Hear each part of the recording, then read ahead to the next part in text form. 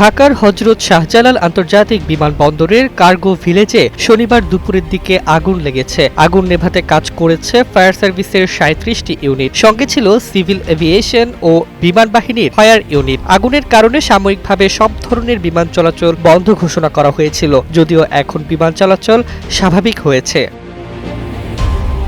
প্রসঙ্গত, এই ঘটনায় জনপ্রিয় ইসলামী বক্তা মিজানুর রহমান আজহারি ফেসবুকে একটি পোস্টে উদ্বেগ প্রকাশ করেছেন। গতকাল তার ভেরিফাইড ফেসবুক পেজ থেকে দেওয়া এক পোস্টে তিনি লিখেছেন, সাম্প্রতিক অগ্নিকাণ্ড যেন দেশের এক অবিরাম চক্র। প্রতিদিন নতুন ঘটনা, মানববন্ধন, মিছিল, টকশো, তারপর আবার নিস্তব্ধতা। এগুলো কি নিছক দুর্ঘটনা, অবহেলা, নাকি গভীর ষড়যন্ত্র?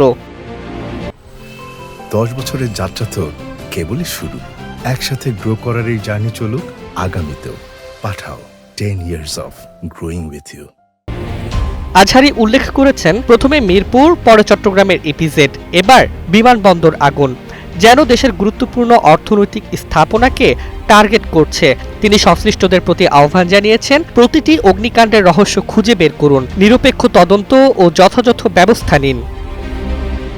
বিশেষজ্ঞরা মনে করছেন, বারবার ঘটে যাওয়া অগ্নিকাণ্ডে কেবল অব্যবস্থাপনা নয়, নাশকতার সম্ভাবনাও উড়িয়ে দেওয়া যায় না। বাংলাদেশের অগ্নি নিরাপত্তার দুর্বলতা, ফায়ার ড্রিল ও সেফটি প্রোটোকলের ঘাটতি এই ধরনের ঘটনাকে আরও জটিল করে তুলছে।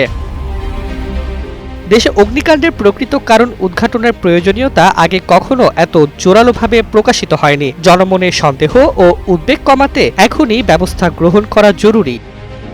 ডেস্ক রিপোর্ট, জয় জয় দিন।